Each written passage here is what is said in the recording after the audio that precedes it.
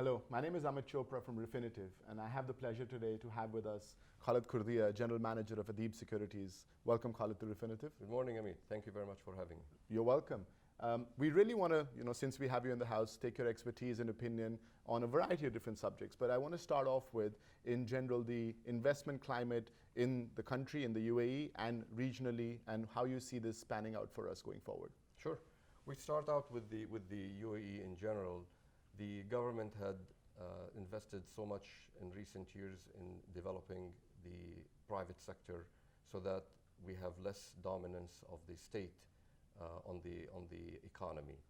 These efforts has led to significant growth in the private sector over the last several years, and basically led to Dubai, or the UAE in general, becoming a major trading hub around the region.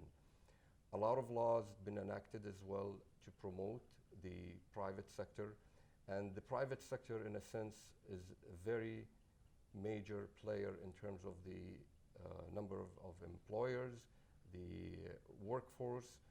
Keep in mind that 95% of the population in the UAE are employed by the private sector. So that's a very important segment and to be investing in and promoting. The next would be additional laws that would help the foreign companies to access the markets much smoother and easier, and there are a lot of regulations in place in the recent months that's been introduced to help that area in particular. Okay, so we've traditionally been, an economy that, as an investment vehicle, you had real estate, you had capital markets, you had various other sort of investment products that you could actually go after to, earn that, yield that you want to. In your opinion, going forward, where do the opportunities lie, and where do you see the major issues or headwinds that you think the economy is going to face going forward?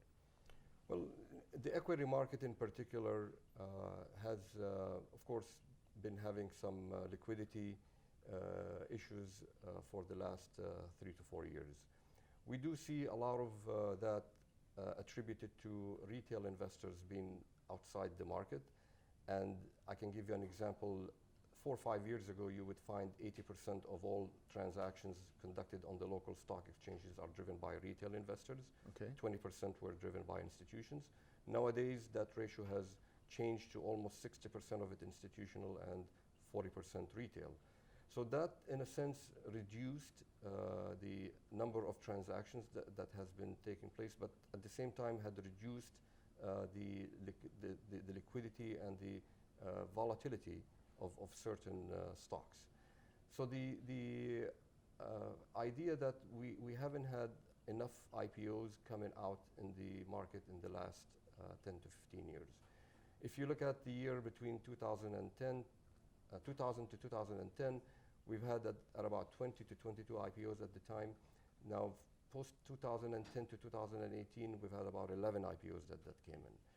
That in general is not enough to keep the investors motivated and giving them diversification of different stocks and different sectors that they can invest in. So we're still pretty much on the stock exchange seeing a lot of the financials and the real estate being the leading players in terms of liquidity, and would be good to see more listings that takes into account the service sector, logistics, and perhaps would be beneficial that a privatization program starts taking place in the UAE in terms of freeing up some of the government entities, the GREs, the SOEs, the state-owned entities, basically, that can be listed, even if some portions of it, we don't need 100% of it, even if we introduce 5 to 10% of it in the beginning, I would say that would help bring in additional sectors into the stock exchanges and help investors having more choices to invest in. So let's take this from a solution mindset one at a time. You've mentioned liquidity as one of the headwinds, and obviously the lack of sort of successful IPOs that we've had in the last 5 or 10 years ago. If I were to talk about liquidity, is there a low-hanging fruit per se that we can think of, an innovation or a solution that can bring more liquidity into the market? Sure. I just mentioned the privatization program. I think that would help even family offices eventually to look into the stock exchanges in the UAE to list their businesses. So in general, what usually promotes a stock exchange is really the institutional segment. And having to wait for foreign institutions to come into our market would not be productive. The way would be to basically start this exercise from within by, again, listing some government-owned entities in the stock market that would promote institutional investors from outside to come in and participate in the growth and in these IPOs. Just like we've seen the example, what happened in Saudi with SABIC, for example. Got it. Sorry, Aramco. So the moment that name came out on the news that they're going to be listing a very small portion of the company, you've seen the noise that has started around it. Absolutely. And this is, again, we have a lot of interesting and exciting industries in the UAE that can be revealed and opened up for investors. Makes a lot of sense. Yeah. We've had in the news recently that DIFC is basically going to use their gratuity or end of service benefits, and from 2020 onwards change that into a savings fund instead of a fixed gratuity. Do you believe that can also sort of boost liquidity if some of that money was invested? And I believe you have some numbers and data around, how much is stuck in those balance sheets. This is a very dear subject to me because I'm one of those who've been advocating the idea of replacing the end of service gratuity with a proper defined pension benefit or plan for employees. I believe that the liquidity issue that we've spoke about earlier can be solved partially by having a straight flow of funds on a monthly basis going into the stock markets through pensions and through savings of employees. At the moment, you know that on a monthly basis, there are billions of dirhams that are being remitted outside the UAE by expatriates simply to be deployed in their own countries' pensions or savings. That's due to lack of opportunities that employers are giving to their employees to participate in a private pension or a private saving and investment scheme. So this is a very good news that we hear that the IFC is initiating this, and I think it is going to really become the standard across eventually because it does free up a lot of money. Could you tell us how much? Well, we looked at the number about a year ago, and we looked at the top 10, for example, or not the top 10, but 10 amongst the largest employers in the UAE who had over 5 billion dirhams on their balance sheets as provisioning for or accruals for end of service benefits. The full number, I would say, is way above 130 billion US dollars today that are sitting on employers' balance sheets.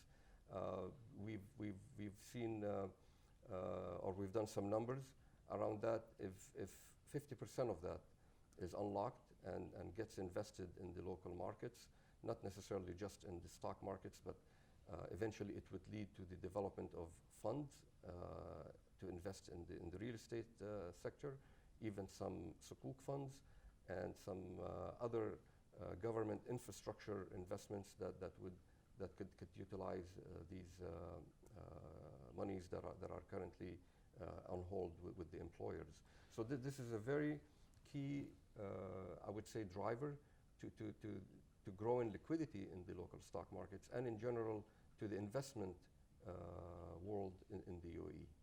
So if I were to play devil's advocate over here, there are a lot of foreign investment vehicles in capital markets, essentially, that pension funds, more structured products, where employees locally can be more risk averse or secure.